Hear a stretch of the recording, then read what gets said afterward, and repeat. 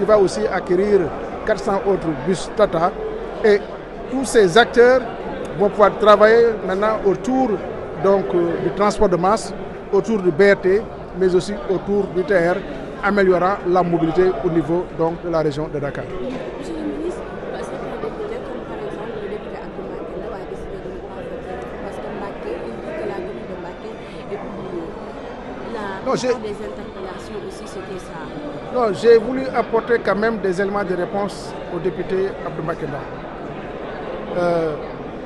Mbacké n'a pas du tout été oublié.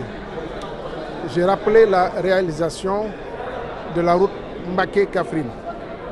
J'ai rappelé aussi la mise à disposition de la commune de Mbacké des linéaires de pavage qui vont permettre un petit peu de régler ou en tout cas de faire de la voirie au niveau de Mbacké. J'ai rappelé d'autres axes partant de type aussi qui sont réalisés. La voirie de Touba aussi qui fait partie du département de Mbacké. Alors le PSD c'est vraiment un programme sur 3 ans et nous allons voir aussi dans le cadre de ce programme comment réaliser d'autres linéaires suite disons aux économies qui seront réalisées. Voilà, malheureusement en tout cas peut-être le message ne le satisfaisait pas, mais des efforts seront davantage réalisés à l'échelle nationale, pas uniquement à l'échelle de Mbacké, mais pour que la mobilité puisse être améliorée, le désenclavement puisse être réalité, puisque quand même, en 12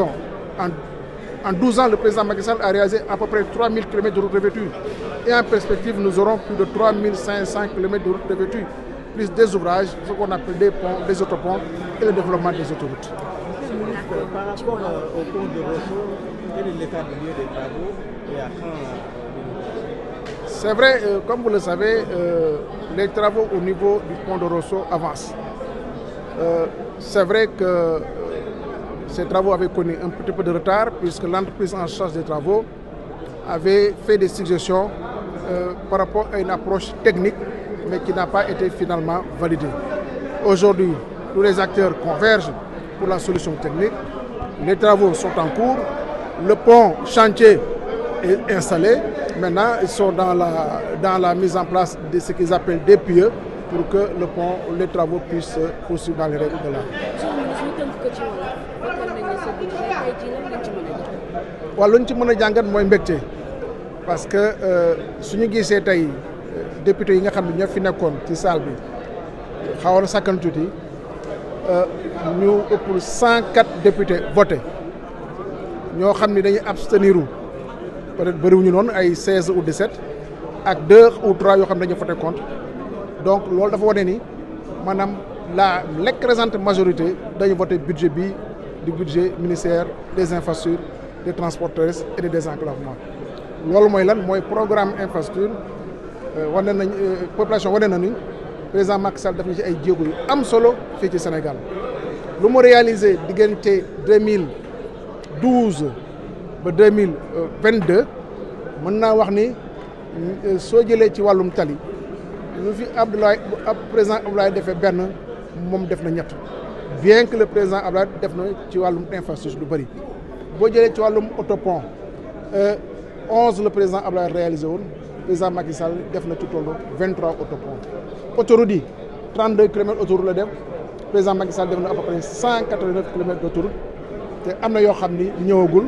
Mbour Fatick Kaolack ñëwagul Dakar Tivaouane Saint-Louis ñëwagul le prolongement de la VDN ñëwagul donc ñu doon xool loolu la taxawaayu liggéey bi président Macky Sall def ci wàllum infrastructure macha allah lu am maanaa la te lu des moo ëpp parce que am na programme bu ñu tuddee le programme spécial de désenclavement bu laal juróom fukki régions yi ak ñeent des na aussi programme bu ñu tuddee le PCZA buy laal au niveau du bassin arachidier la région de Kaffrine et un petit peu le département de Tivaouane am na beneen programme bu ñu tuddee PDSAM bi nga xam ni day laal un petit peu le département de Louga et un petit peu le département de Dagana donc mu nekk programme yu bëri sans compter d'autres programmes yoo xam ne financés par des bailleurs et qui vont permettre un petit peu Sénégal désenclavement bi nekk réalité donc loolu député yi gis te am na yeneen député même de membres de l'opposition qui ont voté pour ce projet de budget et loolu yëpp en tout cas daañu ko continuer liggéey à travers programme bi ñëw pour que davantage Sénégal foo mënti dox wala foo mënti dawal oto ci kaw tali bu ñuul kukk nga koy dawal. mu mel ne Abdou Mbacké Ndao moom nee na du ko voté ndaxte Mbacké dañ koo fàtte ak ñeneen ñoo xamante ne dugal nañ ci lu mel. waaw c'est vrai honorable député Abdou Mbacké Ndao dafa ni du voté budget bi voté wu ko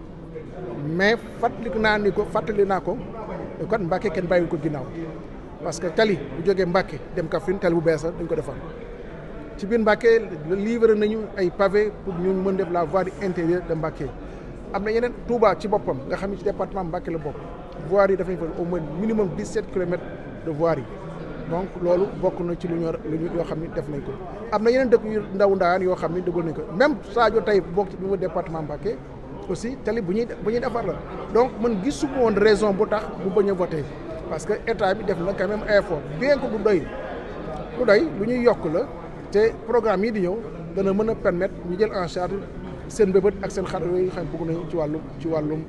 yoon bon mais xëy na dafa yeewoo ni du benn tànk bi ne daan nu voté moo tax voté wul mais y a pas de raison bu bañ a voté parce que état bi quand même def na beaucoup d'efforts dans le cadre donc ci wàllum infrastructure au niveau du département de Mbacké. alors